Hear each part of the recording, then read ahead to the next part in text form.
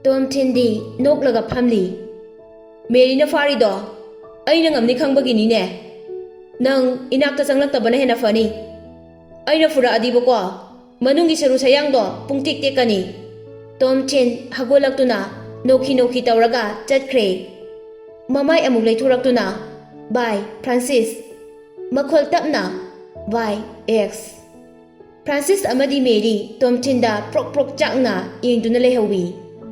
Tom Tin hotel dudagi thoglaaga lambi da khongna lakli. Masadu ningamdaba sauningba charangnaba ahom sipununa hainingai leitana thamoida puba ngamdaba chaina ama phawi. Punsida khwaidagi nungaitaba hairadi aigi thamoina lasariba mahakna aibu yekna boina laukhiba asini haina amuksu mathamoida khanjai. Tom Tin na Mary bu kaukthokpadi ngamlamde. Francis na laukhrabasu mahakna nungaina pankhibado masu pamlami. Mary bu mahakna amuk hana ningsingba pamdre. Mahakpu ningsinglakpa khuding haukiba punsi wari pomba ngarang ta thokhibadawna loina ningsingai. Wakhal pumnamak asi kaukthoknaba Thailand gi red light district ta satuna nupi kyaga loina duna leirasir haina sukhali. Adubu masadu HIV paglakadra haina amuksu pakhatli. Tom Tin gi wakhalda kanagumba nupi ama thiduna amu nungsinarasira khali. Mahak matomta aidi lilidong na masak fajabi sep tabi nupi di pami haina masinda soli. Adu soi thokloine matam pumbada masagita khanba mayamdagi mana maheli khanba liliguma nupidi ai pamde. Adugumba nupidudi aiga nungsinabada mai kaisu chanaroi nungti khudingi khatnagani friend oiba phau yaroi. Aina Lilibu project asida mateng panglibase mahakpu nungsibagi nate Mary da laman khumba pambagini. Ai maithiba mi amadi nate haibase utningbagini. Adugisu mathakta project asidagi phangakpa aigi share khraduna Mary na engonda tharakhiba paisado singgadawribani. Wakhalsing asi khanjilubada Tom Tin masadu yamna lonely oirai. Haukhiba punsigi thaudok pumba ningsingai. Aina Thailand laglibase Lilida amuktang pina chaige mahaksu sawange khalaga lakhibani. Mag himminaba phangdrabasu mahaki izat khara makhaidi aina manghalabani. Mary ga amuk thengnabadagi laman khumningduna project lawbagi competition asida amuk yaure. Haujikti akoina maisu pakle. Aigi punsigi pandamna kaino. Aise pandam leitaba mi haibado oireko. Tom Tin mahaki tungi punsida kari oirakani khanbada awaba ama oiri. Lamza sara amagi maongda Tom Tin lambida panthung leitana makhongna chatli. Chatpa yaba satluraba matung mahakna leiriba hotel duda amuk changai. Hotel dugi makhada leiba ka achauba adugi mayaida thariba sofa duda phamli. Ikui kuidana Lily amadi project team singaloinana hotel duda halai. Makhoi yam harauna amaga wari sanaduna lai. Makhoi mayam du changakpada yu manam nami. Masina takpadi makhoi celebration party tawrubadai halakpani haina takpani. Adubu Tom Tin dadi yaw hairakhide. Lily na Tom Tin bu uraduna chatlibadu lepi. Mayam dusu loina lepi. Tom Tin da makhoi loina yengai. Tom Tin na Miss Lily sida lao wari sanakisi aigi nakta phamulao. Lily wasu ngangde lengsu lengde Tom Tin da munna yinglaga leiri. Dipakti khangba ngamdraduna Lily gi mamangda laktuna Tom Tin nangdi sangsar asida leiriba miyoising asidagine khwaidagi tonganba mi makhalamani haina makhutu thillaga sauna ngangi. Dipakna amukasu makha tarai. Matam pumbada nangna medamda adum karimna risi kaigino. Namai dui kaidro nangba. Atopa kanagumba amada oiramadi ngahana nangse resign tawkhardabani. Oiningbo oijasanu. BBT ki project se aikhoina fanglabane. Ado nangna pikhiba speech tu nagadi nateko. Pumnamak nangna manghankraba matung aikhoigi medama samak chatuna ngangnaraba tungda project se amuk phangba ngamlibani. Nangna tawkhiba thabaktuna project phangbada kaisu kanaba pide. Hojikti nang hotel asida leibagine darkar tadre. Aduna nasana khangna nayum maikei pangkhro. Tom Thindi Dipakna adumaina ngangakani haibadi thajade. Mahakna nganglibadu yeknaba amada ngangbaga chap manai. Hana ngangi khalaga lakpa mali. Makhoi masen tumin tumina noktuna Tom Thinbu karimnai.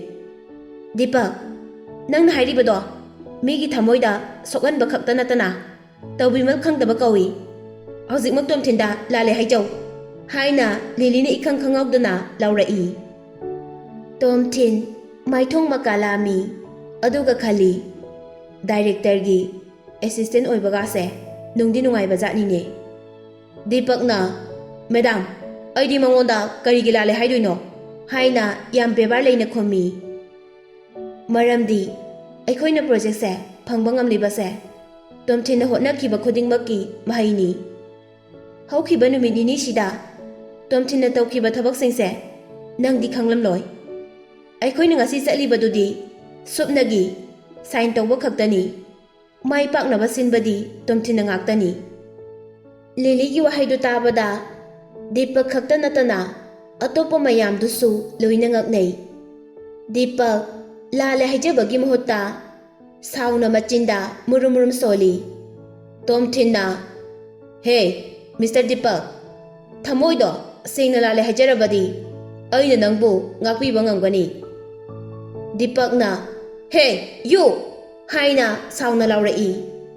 Lilina Tom Thin Dipak na nangonda haikiba mayamdo nang thawai nungairamoi. Adum oinamak nang sune wa ngangbada bebardi khar leiba tamo nangisu asoiba kya lei. Tom Thin noklaga ailan khamale aidi wa ngangbada dong hekta ngangi adugini. Adubu aina wana honakhiba mayamdo Dipak nadi thabak oina thabidabaduda saudana ngangbani aisu. Oiningbo aikrasanu Miss Khoibu celebration party dagi halairo. Project si aina mai paknabu hotnabada thaudang asauba amadi lauri. Aduga party tawbagi invitation piraktrisina kaigino. Aibu kapthokbagira natraga celebration party duda aise yaubada matik chade khanbagira natragana Bright IT Software Company gi member ama nati khanbagira. Tom Thin gi wahang do tabada Lili gi mamaido ikaiba sumali kaubagini natraga soikhre haining basumali. Ngai hakti Lili pakhom piba ngamdana leplaga lei. Tom Thin hagolaktuna Lili aisu ngasaidagi nangna celebration party gi call tawrakpa ngairamlibani. Ai hojik phokba chak sadri yamna dilame. Ngasidi nangna aina pambado pijabum thoktabra. Lili karimta khomde. Tom Thin su kanararoi khanduna hotel dudagi thoklai. Gate mapa yaurakpaga Tom Thin haina kauraga Lili chenthorai. Tom Thin di tasengna Lilina celebration party tawbagi hairakpado pamde. Maramdi mahak Dipak puyamna hainade. Aduna Dipak ka table amatada phamduna chak chaminabado madi tasengna pamde. Tom Thin mayamna mahakpu puningdaba matawduda mathai yam nungaite. Sangsar sida mahakini haibada kanasu leitrabra haina amuksu khali. Asiguma wakhalsi kaukthokpa ngamnaba baharda changduna Thailand gi masak phajabi nupi ama khalaga leiminabana ꯐꯔꯅꯤ ꯍꯥꯏꯅ ꯈꯜꯂꯤ꯫ ꯇꯣꯝꯊꯤꯟ ꯆꯥꯛꯇꯤ ꯌꯥꯝ ꯂꯥꯝꯃꯦ꯫ ꯂꯤꯂꯤꯅ ꯃꯍꯥꯛꯀꯤ ꯇꯨꯡꯗ ꯏꯟꯅꯔꯛꯄꯗꯣ ꯃꯍꯥꯛꯁꯨ ꯎꯏ꯫ ꯇꯣꯝꯊꯤꯟꯅ ꯀꯔꯝꯕ ꯃꯐꯝꯗ ꯆꯥꯕꯅ ꯐꯒꯅꯤ ꯍꯥꯏꯅ ꯈꯜꯂꯤ꯫ ꯂꯤꯂꯤ ꯇꯣꯝꯊꯤꯟꯒꯤ ꯃꯅꯥꯛ ꯌꯧꯁꯤꯜꯂꯛꯇꯨꯅ, ꯇꯣꯝꯊꯤꯟ, ꯅꯪ ꯑꯩꯕꯨ ꯁꯥꯎꯒꯅꯣ꯫ ꯄ꯭ꯔꯣꯖꯦꯛꯁꯦ ꯑꯩꯈꯣꯏꯅ ꯐꯪꯕ ꯉꯝꯂꯤꯕꯁꯦ ꯅꯪꯅ ꯇꯧꯈꯤꯕ ꯊꯕꯛꯇꯨꯒꯤ ꯃꯍꯩꯅ ꯐꯪꯕ ꯉꯝꯂꯤꯕꯅꯤ꯫ ꯍꯔꯥꯎꯕ ꯐꯣꯡꯗꯣꯛꯄ ꯑꯣꯏꯅ ꯑꯩꯅ ꯉꯁꯤꯗꯤ ꯅꯪꯕꯨ ꯗꯤꯅꯔ ꯑꯃꯗꯤ ꯄꯤꯖꯒꯦ꯫ ꯇꯣꯝꯊꯤꯟꯅ, ꯍꯣꯏ, ꯉꯁꯤꯗꯤ ꯅꯪꯅ ꯗꯤꯅꯔꯁꯦ ꯉꯝꯕ ꯇꯥꯕꯅꯤ꯫ ꯃꯐꯝꯗꯤ ꯅꯪꯅ ꯄꯥꯝꯕ ꯑꯃ ꯍꯦꯛꯇ ꯌꯥꯏ꯫ ꯌꯥꯝꯅ ꯇꯥꯡꯕ, ꯌꯥꯝꯅ ꯅꯥꯟꯕ ꯃꯐꯝꯗꯤ ꯄꯥꯝꯃꯤ ꯑꯩ꯫ ꯂꯤꯂꯤ ꯇꯣꯝꯊꯤꯟꯒꯤ ꯃꯃꯥꯡ ꯊꯥꯗꯨꯅ ꯆꯠꯂꯤ, ꯑꯗꯨꯒ ꯀꯔꯝꯕ ꯃꯐꯝꯗ ꯆꯥꯁꯤꯒꯦ ꯍꯥꯏꯅ ꯈꯜꯂꯤ꯫ ꯂꯤꯂꯤ ꯃꯃꯥꯏꯗꯨ ꯃꯅꯤꯡꯗ ꯂꯩꯊꯣꯔꯛꯇꯨꯅ, ꯇꯣꯝꯊꯤꯟ, ꯑꯩꯈꯣꯏ ꯑꯅꯤ ꯍꯧꯖꯤꯛ ꯍꯣꯇꯦꯜꯗ ꯑꯃꯨꯛ ꯍꯟꯗꯨꯅ ꯅꯪꯒꯤ ꯗ꯭ꯔꯦꯁꯇꯣ ꯁꯤꯟꯗꯣꯛꯈꯤꯁꯤꯔꯥ? ꯇꯣꯝꯊꯤꯟꯁꯨ ꯃꯍꯥꯛꯅ ꯁꯦꯠꯂꯤꯕ ꯗ꯭ꯔꯦꯁꯇꯨꯗ ꯌꯦꯡꯉꯤ꯫ ꯍꯟꯗꯛ ꯃꯔꯛ BBTꯗ ꯆꯠꯇ꯭ꯔꯕꯅꯤꯅ ꯃꯍꯥꯛꯅ ꯊꯥꯏꯂꯦꯟꯗ ꯂꯥꯛꯄꯗ ꯂꯤꯠꯂꯛꯄ ꯑꯃꯟꯕ ꯐꯨꯔꯤꯠ ꯈꯣꯡꯒ꯭ꯔꯥꯎꯗꯨ ꯂꯤꯠꯂꯤ꯫ ꯇꯣꯡꯂꯤꯕ ꯈꯣꯡꯎꯞꯇꯨꯁꯨ ꯌꯦꯡꯕꯗ ꯑꯍꯣꯡꯕꯅꯤ ꯍꯥꯏꯕ ꯈꯪꯉꯤ꯫ ꯑꯗꯨꯒꯤꯁꯨ ꯃꯊꯛꯇ ꯈꯔꯁꯨ ꯆꯦꯒꯥꯏꯔꯦ꯫ ꯇꯣꯝꯊꯤꯟ ꯅꯣꯛꯂꯒ, ꯅꯠꯇꯦ ꯂꯤꯂꯤ, ꯑꯩꯗꯤ ꯁꯤꯒꯤ ꯗ꯭ꯔꯦꯁꯁꯦ ꯌꯥꯝꯅ ꯄꯥꯝꯖꯩ꯫ ꯑꯩꯒꯤ ꯗ꯭ꯔꯦꯁꯁꯦ ꯌꯥꯝꯅ ꯇꯥꯡꯕ ꯐꯖꯕ ꯔꯦꯁꯇꯨꯔꯦꯟꯗ ꯆꯪꯕ ꯂꯦꯝꯗ꯭ꯔꯒꯗꯤ ꯂꯝꯕꯤ ꯁꯣꯔꯣꯛ ꯃꯅꯥꯛꯇ ꯂꯩꯕ ꯍꯣꯇꯦꯜ ꯑꯃꯗ ꯑꯗꯨꯝ ꯆꯪꯂꯁꯨ ꯌꯥꯏꯌꯦ꯫ ꯂꯤꯂꯤ ꯇꯣꯝꯊꯤꯟꯒꯤ ꯗ꯭ꯔꯦꯁꯇꯨꯗ ꯌꯥꯝꯗꯤ ꯍꯩꯅꯗꯦ, ꯑꯗꯨ ꯑꯣꯏꯔꯁꯨ ꯃꯈꯥ ꯇꯥꯅ ꯀꯩꯁꯨ ꯍꯥꯏꯗ꯭ꯔꯦ꯫ ꯂꯝꯕꯤ ꯅꯥꯀꯟꯗ ꯆꯪꯈꯤꯗꯨꯅ ꯇꯦꯛꯁꯤ ꯑꯃ ꯈꯥꯝꯍꯜꯂꯤ꯫ ꯂꯤꯂꯤꯅ ꯇꯦꯛꯁꯤ ꯑꯗꯨꯕꯨ ꯌꯥꯝꯅ ꯐꯦꯟꯁꯤ ꯑꯣꯏꯕ ꯔꯦꯁꯇꯨꯔꯦꯟ ꯑꯃꯒꯤ ꯃꯃꯥꯡꯗ ꯈꯥꯝꯍꯜꯂꯤ꯫ ꯃꯈꯣꯏ ꯑꯅꯤ ꯔꯦꯁꯇꯨꯔꯦꯟ ꯑꯗꯨꯒꯤ ꯃꯅꯨꯡꯗ ꯍꯦꯛ ꯆꯪꯉꯛꯄꯗ ꯋꯦꯇꯔꯅ ꯇꯣꯝꯊꯤꯟꯒꯤ ꯗ꯭ꯔꯦꯁꯇꯨꯗ ꯌꯥꯝ ꯃꯨꯟꯅ ꯌꯦꯡꯉꯛꯏ꯫ ꯑꯗꯨꯕꯨ ꯆꯪꯉꯛꯀꯅꯨ ꯍꯥꯏꯕꯗꯤ ꯍꯥꯏꯔꯛꯇ꯭ꯔꯦ, ꯃꯔꯝꯗꯤ ꯃꯇꯨꯡꯗ ꯏꯟꯅꯔꯛꯂꯤꯕ ꯅꯨꯄꯤꯗꯨ ꯑꯆꯝꯕ ꯑꯣꯏꯔꯝꯃꯣꯏ ꯈꯟꯕꯗꯒꯤ꯫ ꯂꯤꯂꯤꯅ ꯁꯦꯠꯂꯤꯕ ꯗ꯭ꯔꯦꯁ ꯑꯃꯗꯤ ꯇꯧꯊꯣꯔꯛꯂꯤꯕ ꯊꯕꯛ ꯈꯨꯗꯤꯡꯃꯛꯅ ꯃꯍꯥꯛꯁꯦ ꯑꯋꯥꯡꯕ ꯊꯥꯛꯀꯤ ꯃꯤꯅꯤ ꯍꯥꯏꯕꯁꯤ ꯑꯎꯕ ꯃꯤꯅ ꯂꯣꯏꯅ ꯈꯪꯉꯤ꯫ ꯔꯦꯁꯇꯨꯔꯦꯟ ꯃꯅꯨꯡꯗꯨꯗ ꯂꯛꯖꯔꯤꯒꯤ ꯑꯥꯏꯇꯦꯝ ꯀꯌꯥꯅ ꯗꯦꯀꯣꯔꯦꯁꯟ ꯇꯧꯗꯨꯅ ꯂꯩꯔꯤ꯫ ꯌꯦꯡꯕꯗ ꯌꯥꯝꯅ ꯐꯖꯩ꯫ ꯃꯐꯝꯗꯨꯗ ꯌꯣꯜꯂꯤꯕ ꯆꯥꯅ ꯊꯛꯅꯕꯁꯤꯡꯗꯨꯁꯨ ꯌꯥꯝꯅ ꯇꯥꯡꯉꯤ꯫ ꯂꯩꯔꯝꯂꯤꯕ ꯃꯤꯑꯣꯏꯁꯤꯡ ꯑꯗꯨꯁꯨ ꯑꯆꯝꯕ ꯇꯣꯝꯊꯤꯟꯒꯨꯝꯕ ꯑꯃꯠꯇ ꯌꯥꯎꯗꯦ꯫ ꯄꯨꯝꯅꯃꯛ ꯑꯗꯨꯗ ꯃꯍꯥꯛ ꯈꯛꯇ ꯑꯣꯠ ꯇꯥꯏ ꯍꯥꯏꯕꯁꯤꯁꯨ ꯃꯍꯥꯛꯁꯨ ꯈꯪꯖꯩ꯫ ꯌꯥꯝꯅ ꯇꯞꯅ ꯔꯣꯃꯥꯟꯇꯤꯛ ꯑꯣꯏꯕ ꯏꯁꯩꯁꯨ ꯊꯥꯔꯤ꯫ ꯏꯁꯩꯗꯨ ꯆꯥꯏꯅꯤꯁꯀꯤ ꯏꯁꯩꯅꯤ꯫ ꯂꯤꯂꯤꯗꯤ ꯆꯥꯏꯅꯤꯁꯀꯤ ꯏꯁꯩꯁꯤ ꯌꯥꯝꯅ ꯄꯥꯝꯖꯩ꯫